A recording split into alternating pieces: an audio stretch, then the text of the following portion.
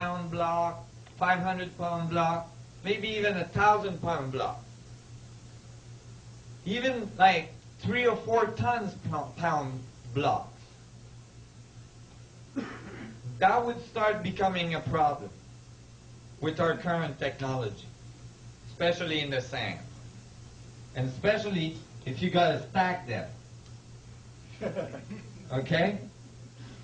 But the ancient Egyptian or whoever 10,000 years ago built this didn't remove 100-pound block. They removed 200 tons block. And we know that they were removed from the enclosure because the stratification of the layers of rock matches where they were removed from, and you can actually tell which rock came from exactly where in the enclosure. 200 tons. See, this is a little person here. See what I mean? It's not trivial. You don't just grab a 200-ton block with your buddies and move it over there. The current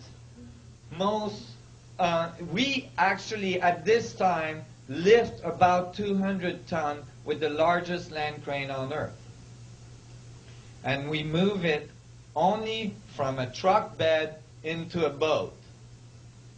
We can't roll with it. We can't go and move it around the sand, and certainly we can't stack them on top of each other to make a temple. 10,000 years ago, somebody was moving 200-ton block with ease.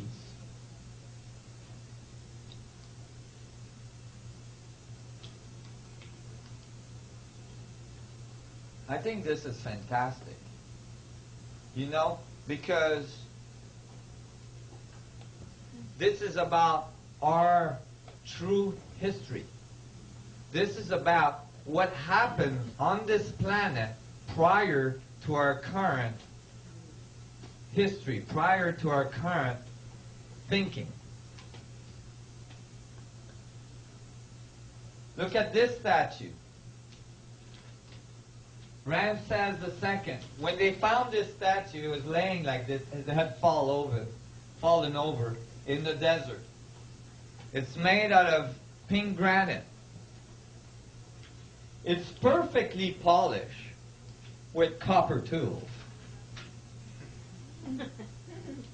And this is a person beside it. The statue itself, when they found it, they said, "Oh, let's just move it over there because we're going to build the Ramses Museum." So the engineers came and they said, "Well, okay, but then we'll have to cut it in pieces because this thing is approximately 1,000-ton solid block of granite. 1,000 ton. That is 5 times more than what we can lift today with a land crane. So instead they built a museum around it. It was much easier. This is not the only 1,000-ton block that was found. The pillars on each side of the entrance of temples in Egypt, they are called obelisks. Many of them were in excess of 1,000 tons. And they all come out, all these large objects come out of a quarry that we know where it is. It's hundreds of miles up the Nile. And the quarry is on the other side of the Nile over a mountain range. Okay? When you ask archaeologists, how did this get there? They say, they cut a trench from the Nile across the mountain range into the quarry. And then they let the water in, and then they picked up the object, they stuck it on a barge, and they floated it down the Nile.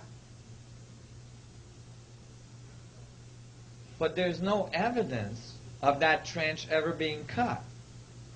How do you lift up a 1,000-ton object and put it on a barge without sinking it?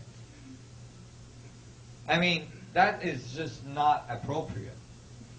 It just doesn't happen. So when you look at this, you start to wonder, who were these sun gods? And were they able to go all around the world?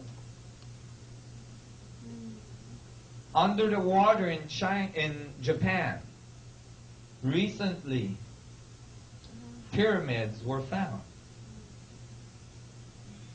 These pyramids are at 19.47 latitude.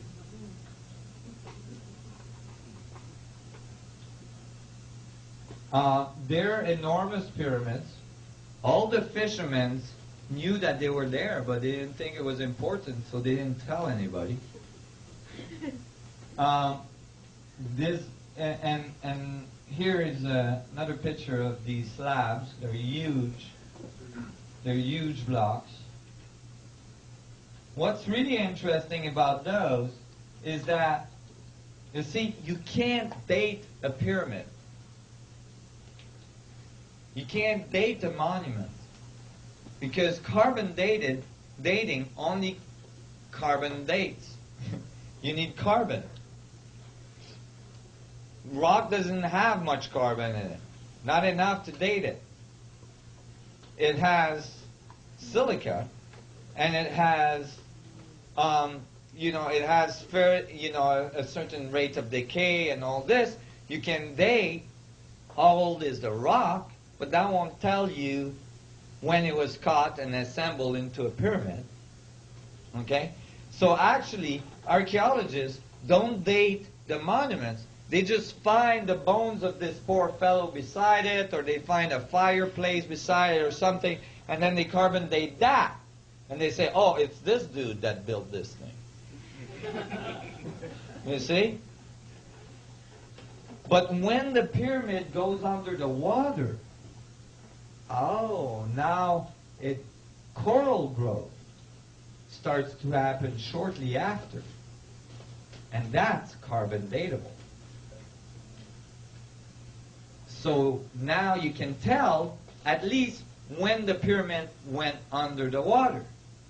Well, when they carbon dated these pyramids, they went under the water at least 10,000 years ago. The meltdown of the last ice age, when the water rose and covered the earth. There is over 500 flood stories in ancient civilization all around the world, talking about an advanced civilization that was there prior the sun gods, and the flooding that occurred that destroyed morals of that civilization. Here we might be seeing some of the vestiges of that civilization. Go ahead. Well, Edgar Casey came up with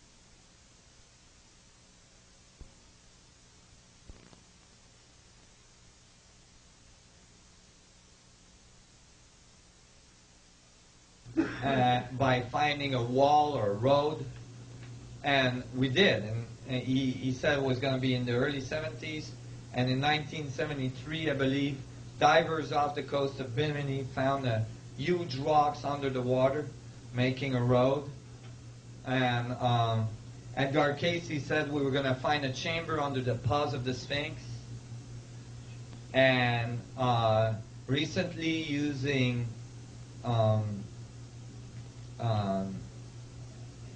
side-looking radar? Yeah, I'm sorry. Side-looking radar? Yeah, it's actually seismic